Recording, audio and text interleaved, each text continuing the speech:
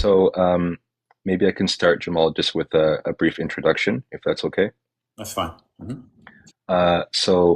Guys, Jemal Countess is a photojournalist with over 3 decades of experience, beginning his career in 1990 at Washington, D.C.'s Community News after early inspiration from iconic photographers like Larry Burroughs and Sebastião Salgado. He spent years shooting music legends such as Shaka Khan and Grace Jones while contributing to international publications before joining Wire Image in 2003 and later Getty Images in 2007. From 2007 to 2015, Jemal covered major film festivals and high-profile events in New York, then relocated to Ethiopia to document regional and global news.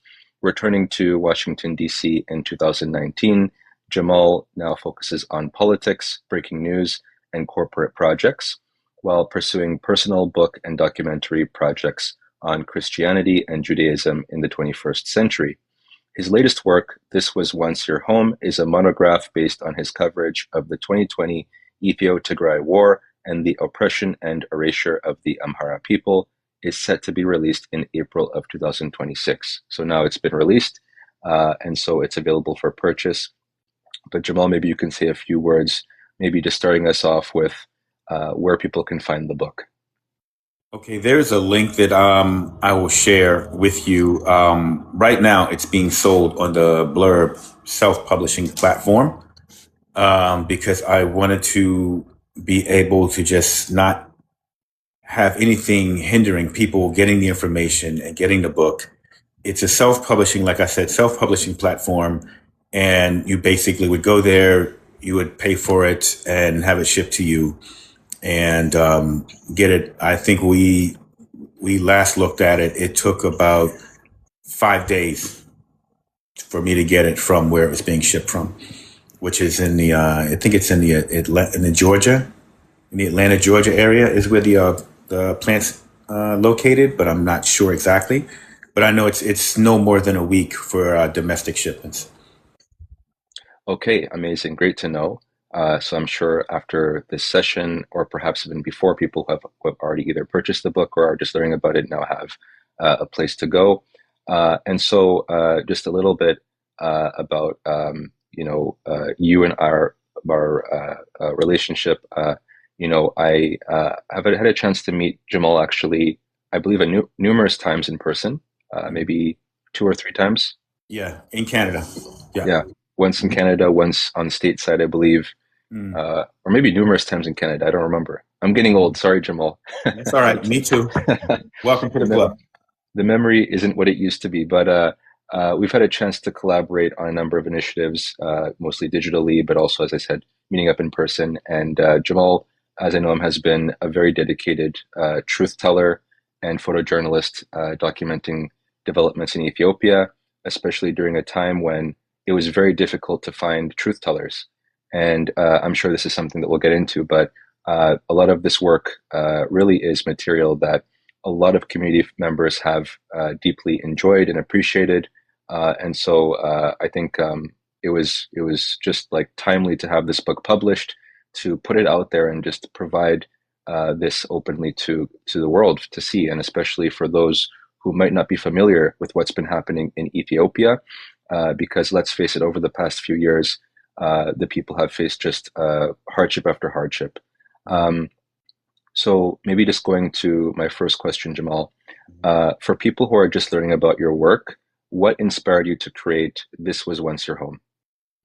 Well, as you just said, the lack of exposure or the intentional concealment or hiding of the story. So I had come back after my last trip in April of 2022, and because the Walega experience was so, how can I say, thoroughly ingrained in my mind, Walega, and also the trip to Walkite and exploring the death camps there and the mass graves, it just kind of stirred up something extra in me. I don't know what that's about. This hat thing happening here. It's just support. They're throwing stickers in Okay. support of what you're saying. So think of it as appreciation. like Okay. flowers. They're throwing flowers. Yeah, you can tell us. Like my daughter's more adept at what's happening here, but I thought she had done something to the phone. So anyway, um, no. So trips like that, when you come face to face with carnage, that kind of carnage on such a mass scale, it doesn't leave you. It doesn't. It's not something that happens and you get over it. So I started to do the exhibitions, Tears of Walega, and the first one was in Santa Monica, California, and I just was possessed with exposing the truth, like talking about the suffering that people are really, really, really dealing with. Both the survivors of Walega, those people who had escaped, their numerous stories and testimonies, and then the whole situation around Welkite. Talking to people who had been part of the resistance, who had been imprisoned, who fled the region to flee the TPLF, people who had residences and family history and legacy in that region, who were forced out, who can't enjoy their ancestral homeland. So it just stirred up something in me, and I began these exhibitions in June of 2022. And then they just kind of grew after that, and they got to be more intense. And I decided that, as opposed to just focusing on Walega, I needed to focus on the entire Amhara story. And that's where I included the numerous massacres. That's where I came back to Welkite, and I just tried to round it all up. And I think the best example of that was the High Point, North Carolina exhibition, as well as the Brown University exhibition there in Toronto, where I could include Welkite and then the many aspects of what was happening to the Amhara people in Ethiopia over the past 50 years. Thank you so much for that, Jamal. And really, that last part, 50 years. Some people sometimes who don't follow Ethiopia don't really appreciate just how long these communities have been, victim to this identity-based targeting. And it's important when we talk about Welgait and Welega as two epicenters of this identity-based genocidal violence. Um, it's interesting because Wadlega is an area where these Amhara communities have been targeted, dating back at least since the early 1990s, when the so-called Oromia region was established. And then Welkait is this area where these indigenous Amhara residents were just targeted by TPLF, settler militants. And so it's so telling, just focusing on these two important stories of what took place there and the lasting pain. But that brings me to my next question, which is, what was the moment, image, or testimony that stayed with you the most while documenting this book? And it might be difficult. I'm not sure if one stood out, but if not, anyone that maybe you can think of. I think it was the start of it all, which was going to Chagny, going to the IDP camp, and speaking to those survivors from Benishangul Gum's incidents and massacres. It was Alumu Bayene, and it was actually his neighbors as well, because for a man who is a new father to listen to another father talk about the loss of his entire family down to a 3-year-old child is something that stuck with me. And then his neighbors coming behind him talking about, I couldn't bury my husband totally because he'd been cannibalized. They'd eaten parts of his body. Um, and here it is, this is 2020, and you're hearing things like this. And it's just like people are actually eating people's livers and hearts and things like that. So that was something that just kind of, that experience, I think it kind of crystallized like my resolve. And then going to Mai-Kadra a couple months later and listening to all of these women talk about losing their husbands and brothers and uncles in such incredibly violent ways. I think that was it. And there was a resolve that occurred because, I was watching Western media just basically get their information from, the TPLF outlets. So there was all of this misinformation about 500 ethnic Amharas. No, it was 500 Tigrayans. No, it was equal numbers. It was 250 Amhara. All of these kind of things that were coming out.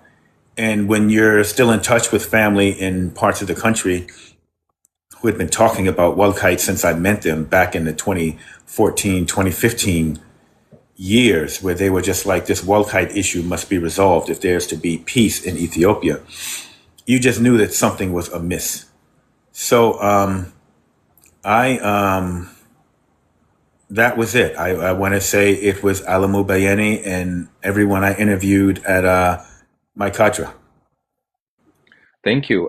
That's very helpful to know. It's interesting you raised Mai-Kadra and the Chagni camp. The Chagni camp, I believe, housed people that were displaced from neighboring Matakal, Yeah. as well as possibly Wadlaga areas in the western part of the country. And then you have Mai-Kadra, which is in Humera, Mhm. which is part of that Welkite Tagade Sati Tumra area in northwestern Amhara. And so, the commonality, the common thread is, again, Amhara communities being targeted for their identity. But importantly, this targeting took place in areas where people had their land essentially annexed into these neighboring newly constructed regional states. And then under this new system, were branded different names, all types of names to incite violence against them. Um, and so that brings me to my next question, which is when you met these survivors and displaced families, what were they most eager for the outside world to know? Everything that happened to them and who did it. They wanted to know. They wanted you to know that some of their own neighbors that they'd lived alongside for years, basically at the flick of a switch, turned on them, and they decided to stand for the TPLF or the Oromo extremist movement and slaughter them. They took advantage of the fact that they were looked at as neighbors and they were viewed as neighbors, and that just allowed them to get in and get close and execute these plans. It was like not trying to trivialize anything. You think about the whole Star Wars saga, and you think about Order 66 that was given to kill all the Jedi. It's the same kind of principle, unsuspecting. And the only reason the people in Mai-Kadra really had some inkling that something was really off was the seizure of SIM cards, the limitation of travel in and outside of the region, based on your identity cards, and all of those things that led up to it, led up to the massacre. So yeah, it's just kind of lost my train of thought there. I was just kind of going back to it a little bit. Yeah. No, yeah, no problem. I can imagine how difficult it must have been to document that, traveling to these areas and hearing from these survivors of recall or recount an experience that, for some of us just to imagine is daunting and difficult, let alone to experience and survive. Um, and so, I want to commend you really for that. What you did is not something that can be taken lightly. It's something that is really, really important, and I'm sure it must have taken a lot to do. Um, that brings me to another question, perhaps maybe along those lines. Were there moments of resilience, faith, or hope that stood out to you despite all of this devastation and hardship? I can't think of anything until I get to the fourth trip, really. Mhm. The fourth trip came after my trip to Ataye and to oh God, what's the capital of Tigray? Makale? Mekelle, yeah. So that's a whole different experience. That's a chapter of another book, the trip to Mekelle. in terms of looking at U.S. and Western foreign policy and aid and the aid game and propaganda and all that kind of thing. But my fourth trip, when I get to those IDPs that are in Kambodscha and looking at people whose husbands are either off fighting and resisting with the resistance, or who had been lost or who were missing or what have you. And the fact that people, and I mean, that was the most, prevalent example, but I mean, I had seen people who, in spite of the loss of everything, still wanted to share. Mm. They wanted to, break bread, have coffee, do something to express their humanity and welcome me into what little was left of their home or their environment. So yeah, I want to say it was probably Kambodscha. There's a very special photo to me where there's a woman who is making some wet, and she offered a taste, and she gave me the taste like this, Mm. complete sign of friendship and respect, and welcome me to have some of the little bit of food that she had in an IDP camp. So yeah. Thank you so much for sharing. It's very heartbreaking. I'm painting a picture as you're mentioning that, especially this these stories from Ataye and Cambodia. Cambodia being in the southern Woodlow area, where really we have a number of IDP camps where people continue to suffer even now.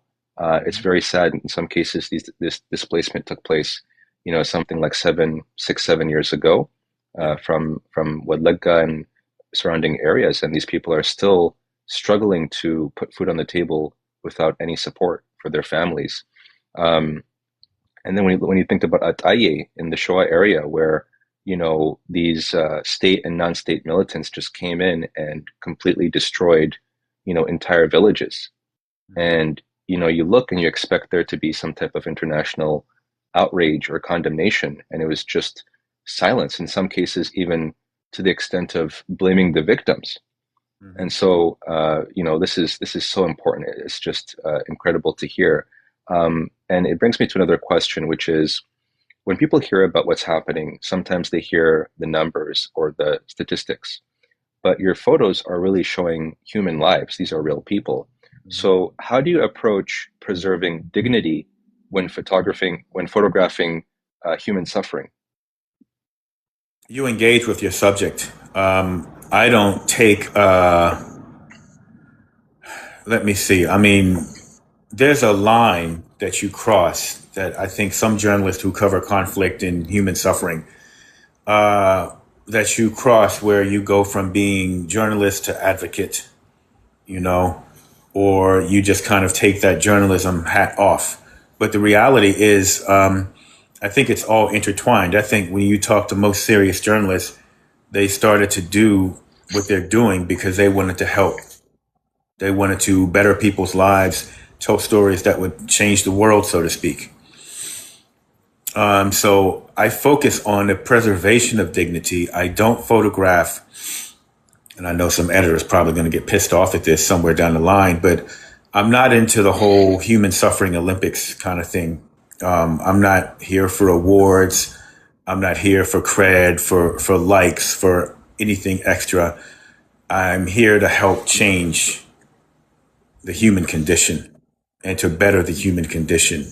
And for the people that are suffering that I had to leave behind and need these different parts of Ethiopia, they live with me in here and here. So for me, it's a continual mission until everybody is at home in their original Kebele, in their, basically back on the block, so to speak, where they can just try to enjoy what's left of life. So it's about human dignity at all costs. At all costs. I mean, I pass by journalists who are interested in shooting the tanks and shooting. You have to tell some of that story. But for me, it's like it this is a human story. War is largely, yes, there's the fighting part, but what's damaged or destroyed because of war? Humans, the population. So that's my focus, you know. Mm. And you want to Very tell the well said. stories accurately. Yeah. I'm sorry, I didn't mean to cut you off, please.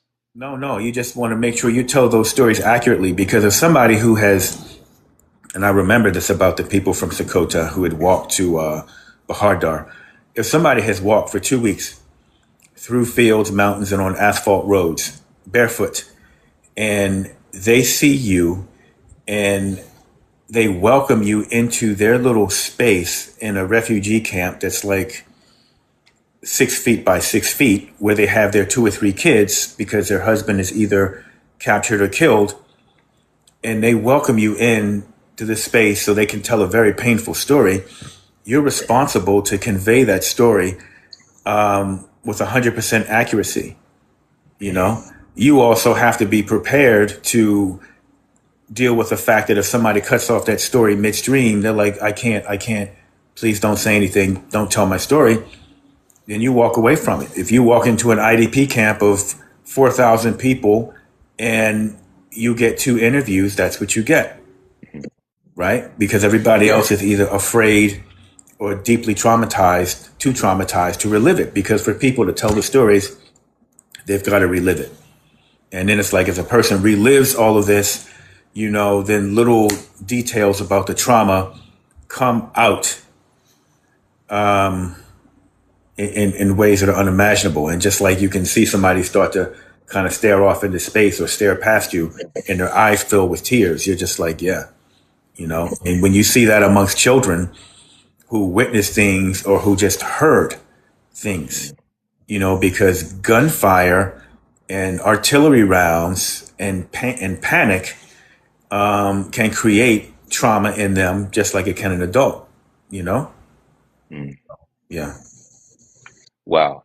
When you really think about it, I mean, just the emotional toll, the psychological toll that this this senseless violence and this war has had on everyday innocent people and even children is just so incredible to think about. I mean, I sometimes question if, as a community, we as Ethiopians have a full appreciation. I mean, there are of course the activists who do a great job of advocating, but when you look at, for example, what's happening now in the capital with, people just kind of going on and with their daily lives in the diaspora, it makes you really question, like, are we really watching and seeing what's happening to our people, to, people that look like us, like children that could be our children, that could be our, younger siblings or cousins or whatever the case is. Um, so it's just very powerful. And you talked about the IDP camps in Sekota, or rather the trip from Bahardar to Sekota. And, it's so heartbreaking to think about that as well. I mean, that's a part of the Amhara region that has faced a lot of neglect under this administration and under the previous administration. And you have all of these actors, the TPLF, the Agoshengo, which are constantly terrorizing the local residents. So it's very sad to hear about that. And when I think about it, there's the angle that you brought up about the toll. I mean, if you could speak more to that, especially for, I'm sure, a lot of people who don't have exposure or experience in this area, don't get to see that side of things. But if you could speak more to that, if possible. I'll do my best using, I guess, some of the terms that I've heard in the course of having to deal with trauma, PTSD, what's called deep core trauma, et cetera, so forth. And people say, or psychologists say, when you read into the subject matter, that there are different levels of trauma. And that deep core trauma is the type of trauma that you experience when you lose a parent or somebody very close to you, more so when you lose a parent or suffer like a catastrophic loss. For the people on the ground, I mean, I want you to imagine that type of trauma happening once, twice, three, four times in the course of weeks, months, et cetera, so forth. So you lose a parent, you walk for 2 weeks, you You get pushed into an old school, which was not meant to be a place that hosts human beings. You're suffering for food. The government's not really taking care of you like it should. The church is stepping in to take care of you, but the church is, basically trying to take care of all IDPs all throughout the Amhara region. Um, and, it's just like every day is something new. In Zanzalima, it was the Nairobi flies, In other camps, it's just like the little vermin or things that you have to deal with in the course of just regular life, living in a building that's not, fit for human existence. Living in barns, living in storage houses, warehouses, etc.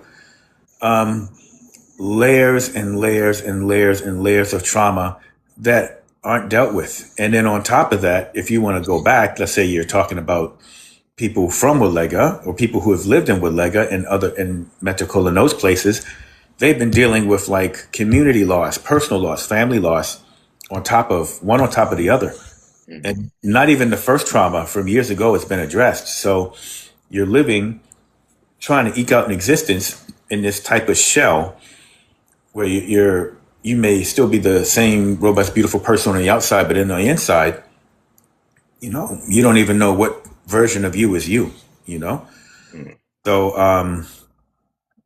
no, it's, yeah, the trauma thing is something I think we need to consider. I mean, we can look at, the things that some of us may have experienced on this side. Like, I lost 9 people on 9/11. Half of, Bowery 7, which was around the corner. And then like somebody who used to work for me at the job I was at the time, and a friend of a friend. I mean, I'm talking about people that, I interacted with on a regular. On a larger scale, I mean, yeah, 2,900 New Yorkers died that day, and, that's one level of trauma. Then there's another level of trauma. Then there's like, you know, your company goes out of business, so that's another layer of trauma. I think that I would like to have people, if we want to start to look at helping our people back home, is understand what trauma is.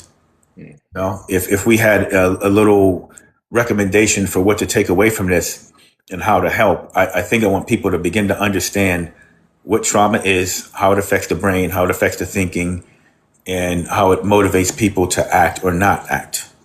So we deal with the situation right now in Addis Ababa. We're like, where's the uprising? Where's the revolution? You know? Why are people just standing by and letting this thing take place at 4 Kilo? And I'm like, there are 3 levels of defense that the Abiy Ahmed administration has built around itself. Wahhabist, death teams. You've got this kind of youth league, whatever they want to call it, youth patriot league, and then you've got the police, and you've got the federal police. And so these people are desiring to surpass the Rwandan genocide, right? They're desiring to surpass that. And so I think there's a lot more people in the city, and who are aware of things. A lot more people are really, really looking at all of this. I don't think everybody's tone deaf. I don't think everybody's just happy with being able to go to the movies and go to Bole Mall on the weekends. I think people, they recognize the fact that like those armored cars just a few blocks off the main thoroughfare are there for a reason. And these little patrols of people that you see walking around, who aren't from that neighborhood, or who are just there to kind of police people's lives, they're there for a reason. So it's like those people are traumatized into inaction, People are afraid, So I think that, we need to understand what trauma is, what it does, the different layers of it, and act accordingly and plan accordingly, you know? Very well said. I mean, it really, we need all hands on deck on this, the mental health issue and the gaps, not just mental health, but all forms of health. As we know, the healthcare system there in the country is, in collapse. I mean, these health centers have sustained consecutive wars, violence predating the wars, and you have, deliberate destruction by state forces under this administration, the Abiy Ahmed regime. I think this is one area where we, and especially those of us in the diaspora, I think have a key role to play. And so I always like to encourage experts, professionals to really come forward and do their best in this space. We've had some incredible brothers and sisters who've done this type of work in the past, but a lot of what we do is oftentimes on a voluntary basis, so it's difficult to sustain. So this is one area where I think we need to work on.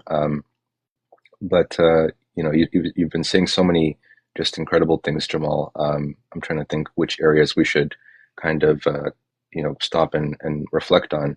But I have one question in terms of your experience as a professional photojournalist that's worked with these renowned international organizations, and that is, what responsibility does a photojournalist have when documenting the mass suffering or atrocities? If you could speak to your experience on this. The first thing is respect the subject enough to research it. Okay. Ethically speaking, it's like outside of a few war photographers that I know, a lot of people aren't qualified to get on a plane and go to another country that they've often romanticized about or had their food at a restaurant and think they can cover a story accurately. Yeah. When I got to, I keep saying medical. When I got to Mekelle, for instance, a lot of the journalists I ran into had already been spoon-fed the TPLF story, and they didn't bother to do any research. And I think the highlight of that was, one of the journalists saying, Abiy is giving Welkite back to the Amharas, And so I was just like, what, did you read any books? Did you read anything? Anything? I mean, you read both sides of the story, but honestly, did you read any history books? Did you do any research? And the thing is that the TPLF machine had always been set up to feed people information before they even got to Ethiopia. So their fixers were already set up. Everything's already in line. I mean, there are people here, and preparing for this, I remember the conversation I had at the White House a couple years back, where I was about to go back to Ethiopia, and supposedly the TPLF was 60 miles from Addis Ababa, that kind of thing. And then so I showed a colleague of mine an interview with a family that was in, I guess, Friendship Park, a Caucasian group of tourists, and they were like, we don't understand what the hubbub is all about. Everything seems to be okay here, right? And then the guy was like, well, who'd you get the video from? And that video's suspect. And, da-da-da-da-da. My sources at NPR are different. And I'm like, well, who are your sources at NPR? And then your sources at NPR, where did they get their information from? Before I left on that trip also, I pulled up senior photographer from the Associated Press, who basically is not over, but he's a fixture in the DC bureau. And I spoke to him about one of his journalists who basically was part of the TPLF propaganda machine in Ethiopia. And I just laid it down to him. I was like, listen, I do this work. I've been doing it this long. This person is doing this, this, and that. Here are the facts on the ground, A, B, C, D, E, F, and G. She's ignoring all of that and going to whatever Getachew Red is telling her, and no other research. You have got to, if you want to respect your profession, you've got to do the job. You've got to do the job on both sides, and then you step into it respecting both sides of the story, respecting the whole circumstance, all the circumstances in the situation, and you do your job objectively. The problem for me is that I saw so much suffering that I would do the job, what was required. And if I had the money to go through every IDP camp and help and volunteer and do whatever I could do, I would have done it, after the job was done. But the best I could do is tell stories, in the one or two cases where I could actually buy medicines for people who were in pain or take people to the doctor, I did that. out of my own pocket. So, um, objectivity, research, objectivity, respect the subject. Respect the subject. So, Very clear message, Jamal. And thank you so much for all that you've done. I mean, it just goes to show how dedicated you are and how genuine you are to really be doing all of this work. And I'm sure the reality is the majority of people will never know the full extent of what you went through to support these victims and tell their stories. And for me, that's also an interesting next area. I mean, I can only imagine how difficult it must have been to even travel to these areas, these sites that must be in difficult to reach areas at times, in the middle of insecurity. Um, and of course, the state authorities are also not known for being hospitable to foreign journalists as well. So I can only imagine the red tape you must have went through to deal with them. But just overall, if you could comment on what challenges you faced in trying to report or document what you were seeing on the ground. um, I'll be honest with you. And if I go trip by trip, Chagny, there was some weariness about what certain government officials would say, right? So I know we had to basically, I was with a team of lawyers and how can I say, just advocates, people who were trying to look out for IDPs, and we conducted those interviews in a separate part of the camp. Um, it seemed to be, I noticed at first that like some of these NGOs that were operating in the camps were really wary of journalists or photographers or writers who were not approved, you know? And that basically, as I later learned, that was just an extension of the whole TPLF media safety mechanism that remained in existence and is probably actually still in existence, but just now being utilized by the Prosperity Party. So that was, Chagny had an issue. For Mai-Kadra, there was no issue because I think it was such a raw situation.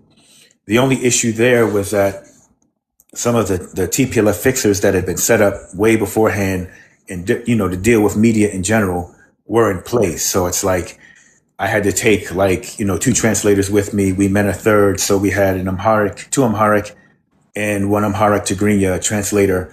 And we're all talking to these victims that want to talk. Reuters is there at the same time,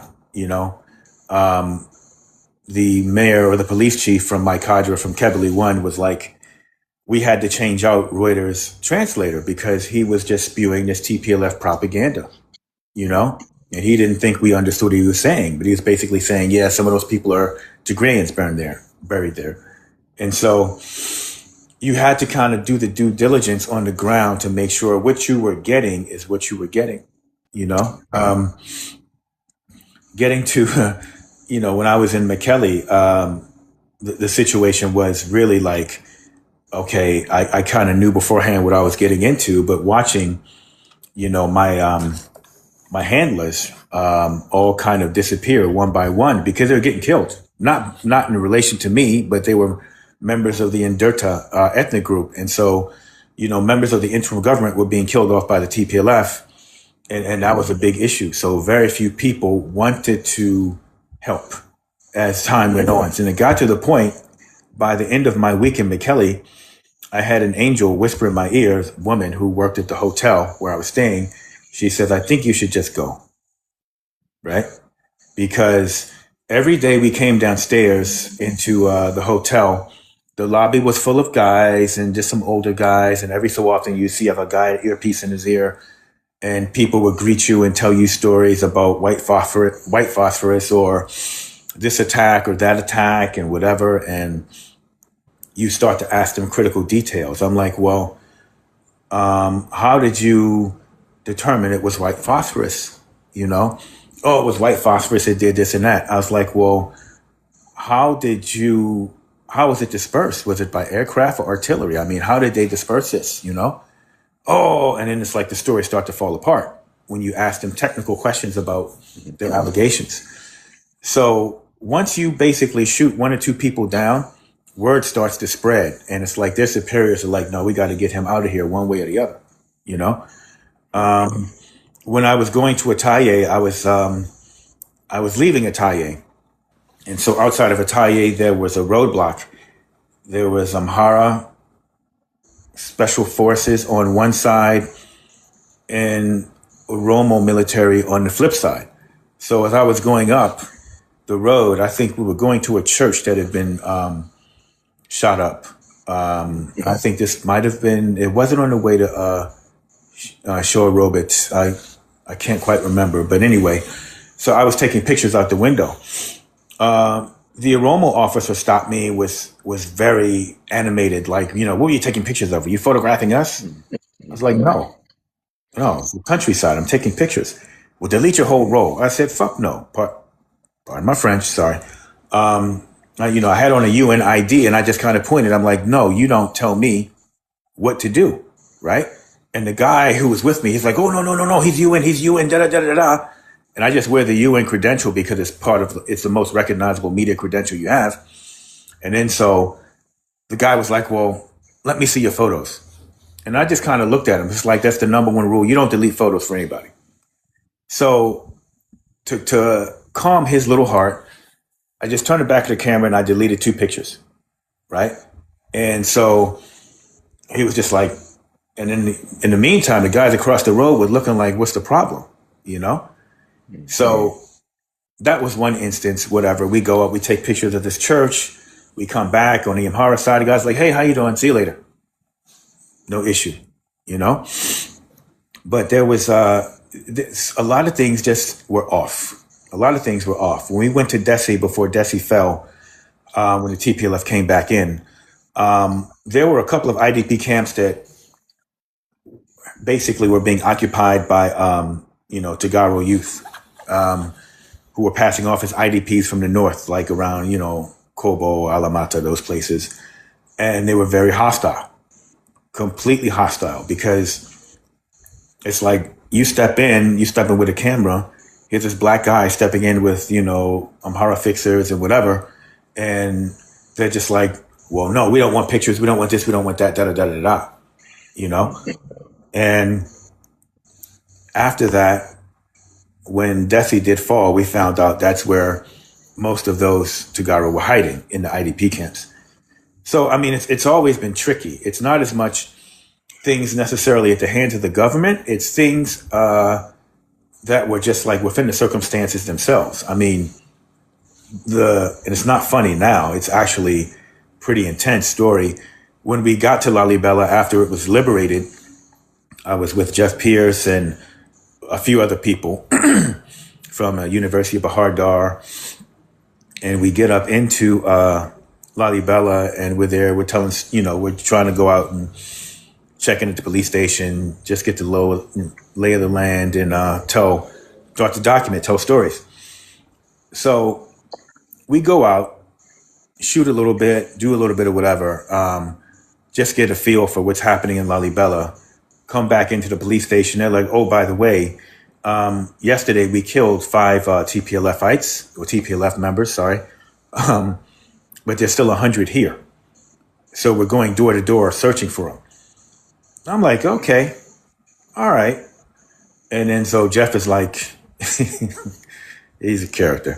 Jeff is just like, there's still 100 of these guys here, And then so we make a decision, or they ask me and say, well, are we leaving? Are we going back to Geshena? Are we going to go back to Bahar Dar? Are we staying? I said, we're staying. We're staying. We just, we policed the lodge that we were staying in. We just kind of made sure everything was tight and called it a day, and we spent the night. It was one of the craziest nights of my life that I'd ever spent, because your mind is running amok. I would say that, I had a revelation or two in a divine sense. But yeah, it's pretty crazy. It's pretty crazy. So there was a mixture of things that happened. And some of these things I'm just starting to think about, like, wow, that was nutty. That was really nutty. It's incredible. This is the first I'm hearing of this as well. So, I mean, it's just amazing what you had to go through to capture these images and video. For those of you joining us now, by the way, this is our TikTok live, a special session with photojournalist Jemal Countess. So this format is a little bit different from usual. So it's just going to be the two of us having this discussion. But please continue to like and share this session. Our brother Jemal is sharing some very amazing testimony from us, just capturing the creation, what went into capturing these photos that are part of his new book. Um, and Jamal, a lot of things came up as you were talking, and I was thinking about, firstly, it's tragic what happened in Tigray with the targeting of the Tigrayans from the Inderta group. It's very heartbreaking to hear that they were being targeted by, I presume, groups that were more loyal to the central TPLF factions, which I believe hail more from Aksum, Adwa, and Shire. But I think what's often missed in the international narrative about the war is that the fact that it covered three regions. Mhm. There's this narrative where it's portrayed as if it only affected one region that is Tigray, but there's no mention of Amhara and Afar, even though the majority of the fighting of the war actually took place in those adjacent regions. Um, and so, we spoke a little bit about Amhara, actually all about Amhara throughout this, but the Afar side of the story often gets neglected as well. I recall there was a mass unaliving in a place called Galikoma, which is one of hundreds of mass unalivings that took place. Of course, the single worst mass unaliving was the Mai-Kadra one in the beginning of the war, but Galikoma was also very horrific for the reason that this was an attack by the TPLF forces against displaced Afar community members, including women and children. And it was amazing how the international coverage seemed to just gloss over that as if it didn't happen. So it's sad to hear that, but maybe if you can speak to what you observed among the Afar community members, the survivors. I would say, um, and once again, I think that you know you get into this zone where people are dealing with trauma a certain way, and when I came into, like for instance, when Darsigita was finally liberated, um, and the TPLF was pushed back way back to Abergali, and I do believe the border itself. You're walking with people who are walking through the remains of their homes. Most people make the assumption that because the Afaris are pastoralists and nomadic, that, they basically just pack up their homes and take it with them. The thing is that their homes exist, their home areas exist on these plots where they basically live, regardless of whether they pack it up and go somewhere else or not. Those plots are still Afar land. And so people just had a hard time accepting that pastoralists can be displaced, that nomadic peoples can be displaced. So that was the first thing. The second thing is large Muslim population. I do believe that there was some bias there because, okay, they're Muslim and they're pastoralists, they're nomads, whatever. Um, and I think it spoke to a larger pattern, as it was explained to me by an Afari elder. When the TPLF came to power, looking at Afar's resources, the salt, the minerals, the tourist industry, um, the TPLF called the elders together, right? The people who were basically managing all of this infrastructure in Afar, and they killed them. And then they assumed management of all of these different aspects of operation within the Afar region. So it's like, people have a very vague concept of Afar beyond the depression and the volcanoes and the salt, the amazing photos of the camels carrying the salt across the plains. I mean, people they don't understand who the Afaris are. And me personally, I think everything's intentional now, honestly. And I'm being completely honest. I think everything is intentional their history, who they were as a people, um, beyond, a tourist attraction was hidden. So we didn't get clear information about Afar at all. And I think it was intentional, to minimize any type of empathy or sympathy for what was going on. It's very interesting, Jamal. Thank you so much for sharing that. As I'm thinking about that whole coverage of the war, another thing that came back to me was the fact that the role of the OLA has seemingly been whitewashed as well. But together with the TPLF, the OLA had also invaded areas in the Amhara and Afar regions. Earlier, we spoke about what happened in Ataye and surrounding areas, and what happened in the Oromia region, including parts like Wadlegga.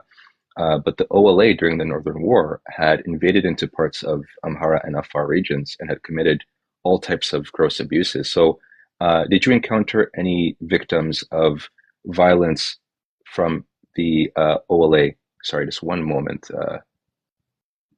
TikTok is just asking me to complete a verification. Guys, please continue to like and share the session. Thank you. But sorry, I hope you heard my question, Jamal. Yeah. Well, there were the victims at Ataye. Um, Very interesting things came out of the Chagny interviews because Chagny basically they said that the Gumuz militia were backed and trained by elements of the Oromo extremist movement, and Egypt. They when they told the stories, they said any of the Gumuz that were wounded in conflict would go back across the border into Sudan and receive medical treatment at camps there.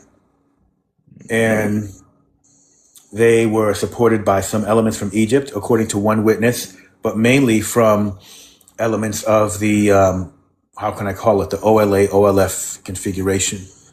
So, technically speaking, you can say that they get some of the credit for what happened in Chagny, just through support of the Gamuz militia. And then what happened in Ataye, with the people who had been forced out of there and who were slaughtered there were at the hands of a Roma extremist as well. Those were the only victims I came across. Everybody else was pretty much a victim of the war in the North or a refugee of the war in the North. Very interesting. Thank you so much for sharing that, Jamal. And yes, I recall a lot of the violence that happened in Matakal and surrounding parts of the so-called Benishangul Gumuz region implicated the OLA, the Gumuz forces, as well as some of the TPLF forces, including some of those who perpetrated the Mai-Kadra mass unaliving. Um, but this brings me to the theme of accountability. A lot of what this book has done is captured the patterns of abuses and the victimization of all of these communities throughout this war, throughout the targeted violence. Um, but I think maybe a broader question is, what role can books, photography, and independent documentation play in the pursuit of accountability? Somewhere along the line, or along the lines, or down the road, there's going to be some version of the ICC. There's going to be some court. There's going to be something that exists where you will need evidence. As I told a friend of mine, I told somebody a couple of weeks back, I said, this book was basically created so that a 15-year-old could march into the ICC and present its case. Photos are crucial. Photos are important. When I think about history and I think about how many stories and episodes of, how can I say, trauma, mass crimes, mass unalivings, et cetera, the cases were made or broken by photos. You think about My Lai in Vietnam. You think about Napalm Girl. You think about a lot of the things that happened during the Tet Offensive. You think about all of these different conflicts we've had throughout the years, where photos have basically turned the tide. I mean, words are one thing, and words are beautiful, but words and they're effective. honestly, when used responsibly and truthfully. But photos with words and video. Mm. Yeah, video. I mean, my trips to Rwanda to kind of study and look at the genocide. Um, well, that was I'll call it like four dimensional, just because you're seeing rows and rows of skulls and skulls split by machetes and skulls split by blunt instruments, and looking at the different types of tools that were used to basically destroy lives. Being there is one thing. The second thing is, and it's just as powerful, are the family photos of people, some of whom were victims within these museums or these historical sites for the genocide. Um, so it was the actual seeing the physical, seeing the photos that helped to really kind of bring together this picture in your mind of a horrific episode in Rwanda's history. And we need to have the same thing for ours. So Very well said. Very well said. And as you say that, I presume the majority of our listeners are members of the diaspora community. And maybe for those watching this live, what would be the most constructive way for them to amplify the stories of these victims, in your view? I think make sure you're fully educated on the circumstances and the situation. Know the history. Know Walkite's history. Know Raya's history. Know Kobo's history. Know the country's history. Know what happened. What existed before the famines. What existed before. Go all the way back before Western interference. You know. And I would also say that we need to look at the cases of Western interference in other African countries. How did Rwanda start? Because, Rwanda didn't just start with Hutus and Tutsis wanting to kill each other. You're talking about a society that lived harmoniously amongst each other, the Twa, the Tutu, the Hutu and Tutsi, excuse me. And then you inject, European greed and power play, and then you get people stirring up tension amongst each other, which eventually leads to what we had happen in the early 60s with the first genocide, G side. I know I can't say certain things on TikTok. And then eventually with the 94 G side, unaliving of the Tutsis. So study the history and then just really make yourself fully acquainted with what happened. What happened in Dese and Kambocha during the war? What's going on right now in Debre Birhan? Who are these IDPs in Debre Birhan? How can we support them? How many IDP camps do we have left still in the Amhara region that are filled to the brims with people who have been displaced for years now? I met people during my trips, I met people who had been displaced by the TPLF, then the Oromo extremist, and then back by the TPLF because they'd moved around the country to escape all this, right? Yeah, So educate yourselves first, and then look at ways you can be effective, you know? absolutely, absolutely. We just got a question in the chat, Jamal, about the book. They just wanted a reminder of the title. It's called "This Was Once Your Home: Yes. The Systematic Oppression and Erasure of the Amhara People," and it's available on blurb.com, guys. And Jamal is kindly showing us the cover. So that's what the front cover looks like.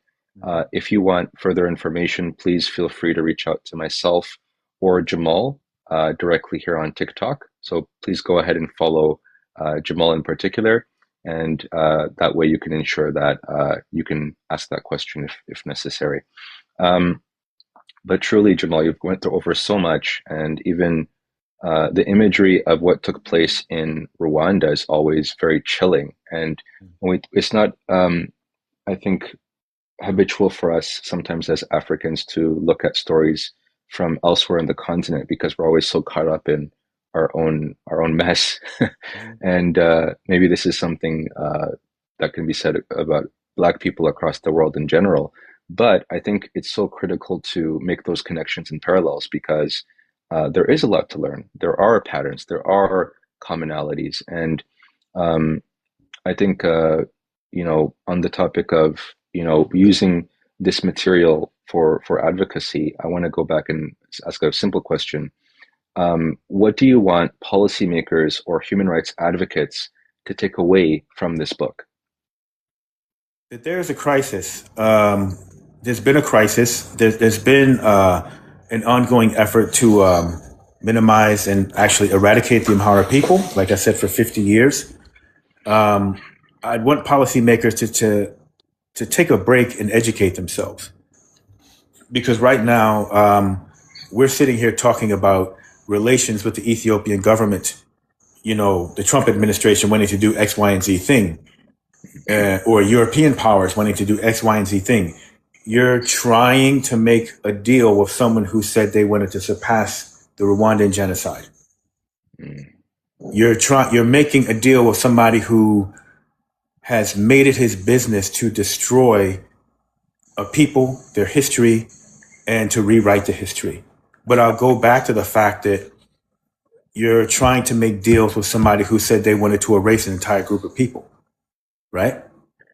So you need to think about that, and you should educate yourself to know that this man said this, that his administration means to do this, that this unending stream of influencers and TikTokers and all of these people who are being flown in and allowed to see the same 10 blocks of Bole are tools, right? Mm. One of the things that I will say, and I don't know how this could be made to manifest, but I'm just going to speak. Most countries in this condition, when they're facing elections, they're allowed to have international observers. Mm. I don't know how many people are listening, but there needs to be a concerted effort to force the international community or apply yourself to be international observers of the election process in Ethiopia. And, I raised the issue of mimicking what SADC does in Southern African countries in terms of sending observers, and people go without harassment to different corners of the country. I went to Zimbabwe for the election cycle before the last one, and I traveled within 2 hours of Harare in different directions on election day. And a lot of my colleagues were able to go to different parts of the country. And I traveled with an observer team and just documented the election process. You won't be able to do that in Ethiopia. Mm. You won't be able to do that. That's sham point number 1,560. You won't be able to do it because most of the country is not going to be able to participate in the elections. Mm. That's your biggest case. In all honesty, whoever's listening, whether we agree or not, if you want to talk about the legitimacy of these elections, force the observer issue. Period. Dot dash. Very, very well said, Jamal. And it's such a timely topic about these elections. I mean, as we speak, there are international protests happening across all major continents. We just had one in Ottawa this past weekend. Mm-hmm. And it's incredible because all of these diaspora are coming out to denounce not just the targeting of Amhara people in their homeland of Ethiopia, but this sham election process. You have this process that's happening while major political opposition figures are in jail. MPs are in jail, council members are in jail. We can think of the likes of Christian Tadala and Kasa Tashagar and Johannes Boyelo and so many others. And then that doesn't get into even the independent journalists, the Maskara Mabaraz, the Gobize Sisais, the Abbay Zodus, Dawit Bagashaws, and the list goes on. It's just a few names. But it's so important to ask these questions. And, unfortunately, the international community has not exercised that level of oversight and criticism or scrutiny rather of the process as they have in past years. There was at least marginally a greater degree of scrutiny during the 2021 elections, and that happened in a case when in a circumstance when we still had political prisoners, opposition candidates were being assassinated in different parts of the country. Mhm. I remember there were candidates from Nama, National Movement of Amhara, who were targeted in places like Matakal. So, even so, it was throughout the country. It wasn't just the capital. It wasn't just the Amhara region. In areas throughout the country, these people were being targeted. So it's so important to talk about this. Um, but we've been talking about the book a lot and about the victims a lot, and I want to also talk about you personally, Jamal. Specifically, after witnessing so much suffering, how would you say this work has affected you personally? Every time I go to present it, or in this case, going back through the book, or to prepare for the book, you have to relive everything, you know? So initially, I mean, yeah, I have no shame in my game. I mean, I've had to deal with PTSD for years. Um, when you see death, when you see suffering and you smell death and you see people who are being forced to live in a barn, who walked for 2 to 3 weeks either to get from Walega to a camp in Wallow, or walk from the border in the north to get to Bahar Dar. I mean, you internalize all that suffering. You internalize that pain. And then when you look in somebody's eyes who can't even cry anymore, um, you're like, yeah, you've got a hell of a responsibility, and you've got to convey the story. You've got to stay sane, stay sober, and convey the story. Mm. Some journalists will tell you, oh, you can't personalize, you can't internalize all of this. And my thing is, well, when you look down at two kids who are half Amhara, right? And you consider the fact, well, what if we didn't live in Addis Ababa? What if we lived elsewhere? Yeah, sure, I'm a Ferengi, but these people don't care. They don't care, you You're know? Ethiopian passing, Jamal. You're Amhara passing. Even the first name. I mean, there's Mm. plenty of Amhara Jamals, so Well, back, the giveaway is the last name, maybe. yeah. Well, back home, I just go by Dawit or Gebre Selassie. So, the Dawit is what kind of gets me invited to the cookout, So, um, but no, it's just, it rips you apart. I mean, yeah, it is true. I warned people that traveled with me. I warned Sheba. I warned Jeff. I even warned Ann Garrison that, things are going to haunt you. And if you really care and you find that you can't do anything about it, then it really tears you apart. When I went back to Zanzalima to do one of the several follow ups I did, and I found that child who had that condition. Um, I think, I don't know if it's scurvy. I'm not exactly sure the actual medical name for it. And I took a couple pictures, and I'll just be blunt. I said, fuck that. I said, tell mom to be ready. We're going to get in a cab. I'm going to come back with a car. We're going to take him to the doctor. I went to the doctor. I said, you need to see this kid, you know? And then so we get back in the car, we go, we get the kid. Time's going, it's getting to be late. We get back in there, she's ID. They just came from Sakota, not just came, but they're from Sakota. They're in the clothes that they had on their backs. We're in a waiting room with, people dressed, not sedity, but just people in their work clothes, whatever. And I'm just standing there. I'm like, yeah, we have to see this child. We have to fix this child's issue and condition. So we get it done. And if I could have done that, if I could have spent a couple months doing that, and I had the resources, I would have. I would have done that. I would have done that. But at the end of the day, you have to pick and choose how you make things work, um, and how you best serve the people who you want to see live better. You know. Definitely, definitely. Very well said, Jamal.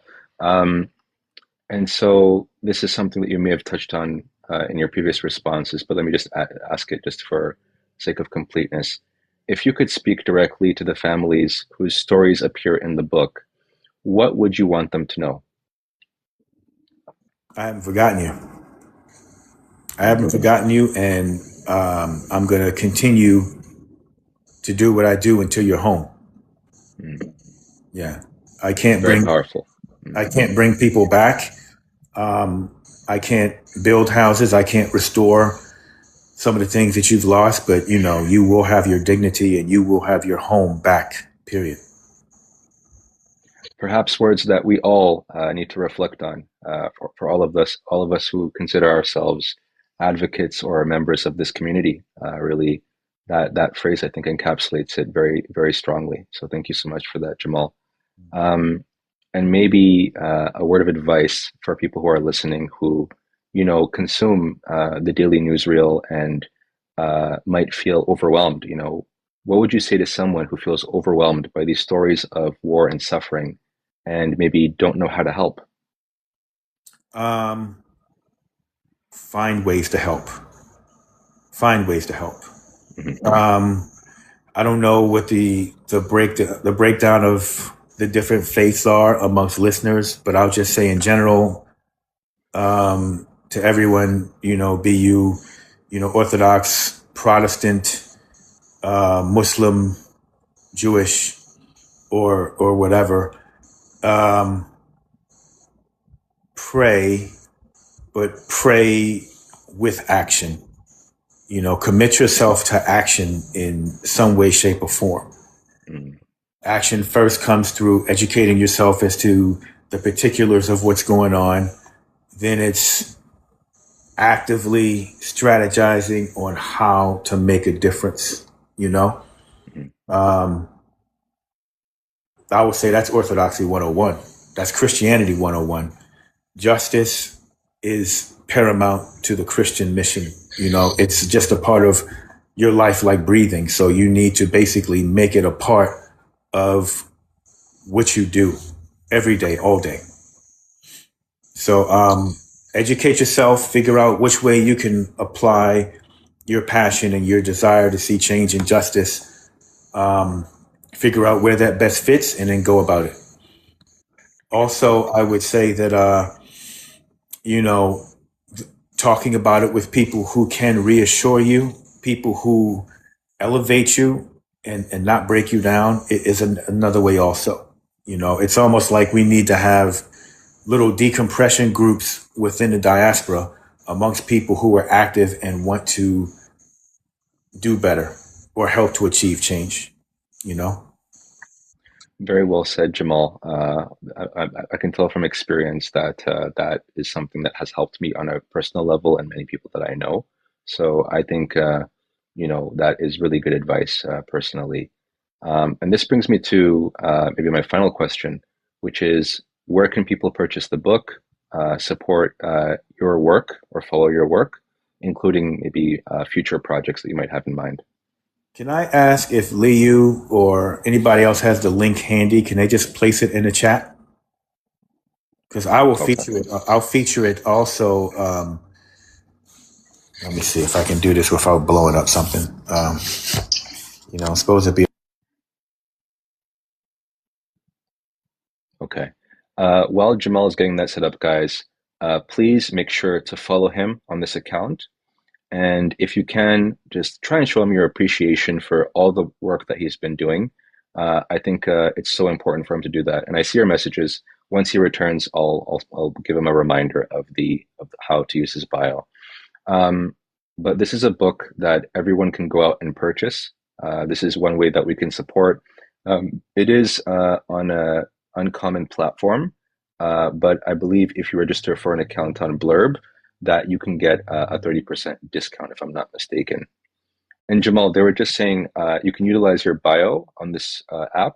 So Mhm. simply just place the link in your bio, and then they can follow your account, and then just click away on the bio to access the book. Okay. All right. So I'll do that. You guys forgive me. I'm a camera guy. I'm not a TikTok guy. I'm not a, you know, I'm not one of these guys. Um, I did. There's one question that keeps popping up that I do want to address quickly before we go. Sure.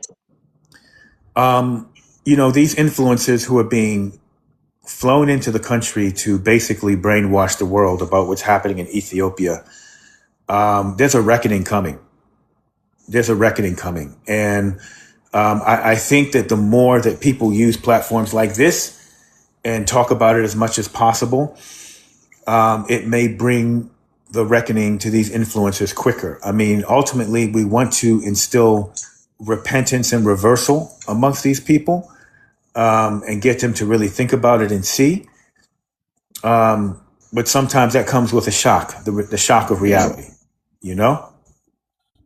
So, yeah, I think we need to address that, because sometimes when I look at the influencers that are coming in, it's like they don't know. They're kind of like young fly by night, kind of like, they may have millions of followers, but it's just like it's a very shallow view of this place is bright. Look at the lights, look at the fountains, you know? They don't know the city well enough that they can't go past Piazza, they can't go past certain parts of, Piazza's no more, by the way. Yeah. Piazza's no more. They demolished it. Well, what existed of Piazza, Yeah. they can't go past the museum. They need to kind of pay attention. Well, who are these extra people patrolling the streets? You know what I mean? That reality needs to be, stated and made apparent to these influencers. And, some of them are going to be questioning things. Some of them are going to be like, well, they treated me so nice. They did this and they did that. And, you just have to stand 10 toes down on truth. That's all. You have to stand. And I think one of the things that helps you to get your point across is to say it with a straight face. Don't get emotional. Just say it straight up.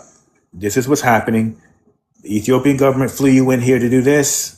You're being given the royal treatment. You're being given this hotel room in Skylight Hotel and blah, blah, blah, blah, whatever. But this is the reality 10 blocks away. On the other side of the airport, this is happening. You landed, you could see this, but you can't see that, right? Why can't I go to such and such city? Why can't I see this? Why can't I see that? Be tactical about how you approach these people when you correct them or when you inform them and give them the truth. Very well said. Very well said. And I think some very important input for all of us, really, to use our platforms to do the outreach, take it upon ourselves, and to make sure that we're informing these individuals of what's going on in Ethiopia, and at the very least making it so that they can't ignore what's happening. So really, very well said, Jemal. And let me just give you one last opportunity. If there's any messages that you want to share with those listening right now, anything that you may have forgotten to mention. The division needs to stop. There are people who basically have confronted me over the years talking about, well, don't talk about the negative things about Ethiopia. Let's not focus on the division. Let's focus on the prosperity, and let's focus on the things that are happening, and in so many ways, I've had to tell people to go kick rocks, we're not going to see Ethiopia again in any form that's recognizable unless we embrace exactly what's happening, unless we look at the reality. It's like, I don't know what the actual count was to all of those people who were displaced from Piazza. My favorite silver shops, my favorite bakeries, my favorite little haunts on my weekends, walking with the baby during that time, they're all gone. Everything's gone. Those friendships I made with shop owners, I don't know where they are. I mean, from what I understand, they're all on the outskirts, like 25 miles away from where Piazza was. So, kilometers, excuse me. We're not going to get anywhere as a divided people, but we're also not going to get anywhere with these rosy colored glasses on, like we can't talk about the reality in the country. Yeah. People are being unalived everywhere. The Amhara are being targeted based upon their ethnicity. And they're being written out of Ethiopian history, They're being written out of Ethiopian history. They're being misrepresented. Part of the issue with exposure in the outside world is that network of misinformation about ethnic Amharas and the church has been so well built and constructed to the point where even some Amharas don't even know about being Amhara. And I say that humbly. I'm not trying to be a bitch about it, but I'm really like, people need to educate themselves and not play the politics, because you're talking about the survival of a people in a country.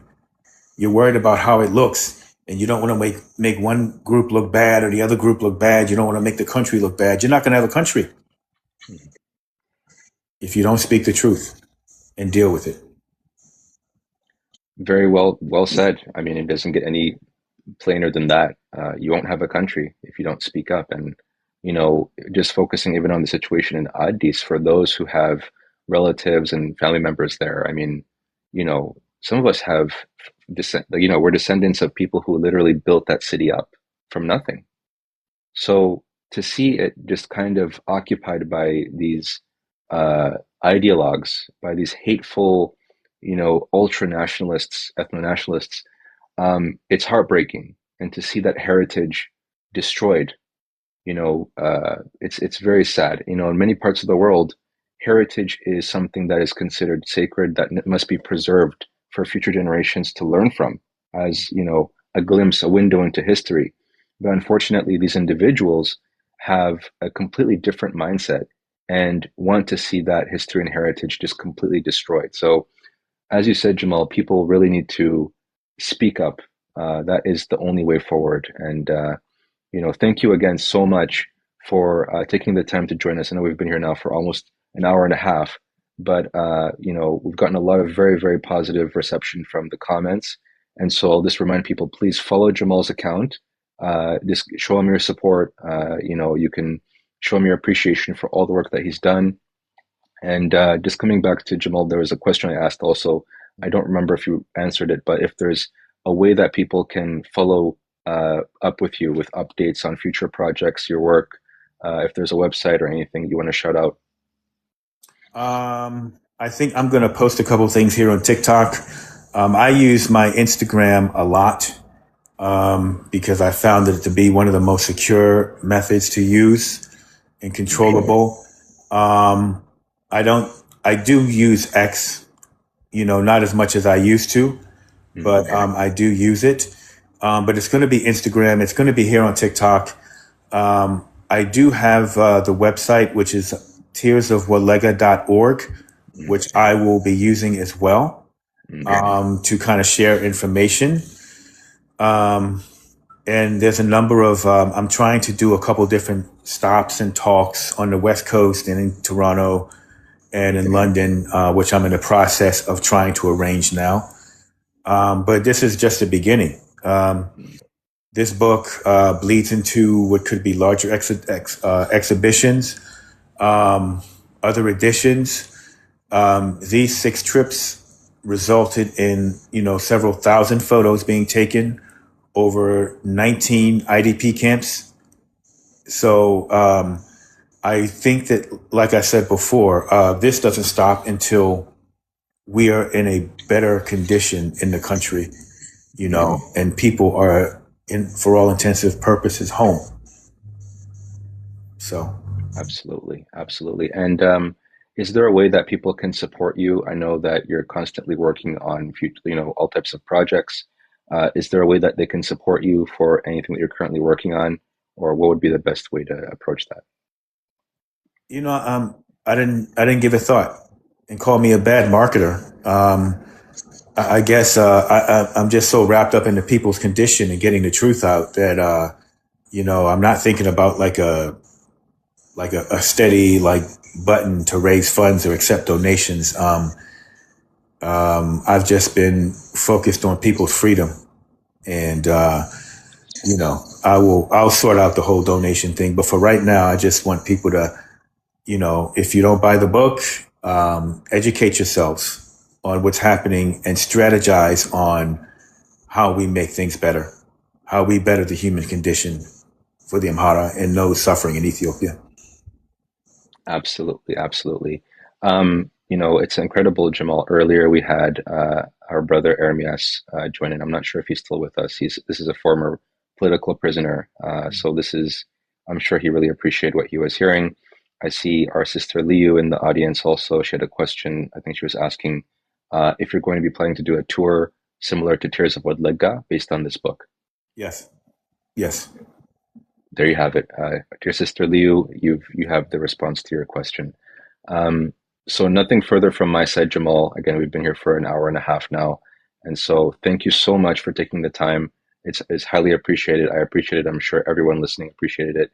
And guys, reminder to follow Jamal, show your appreciation, buy the book, and together let's continue to use this platform to advocate.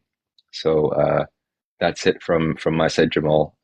If there's nothing more from you, we can close the space.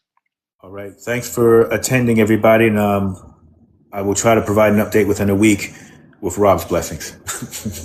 No problem. All right, guys. Have a good one. Bye bye. Bye bye.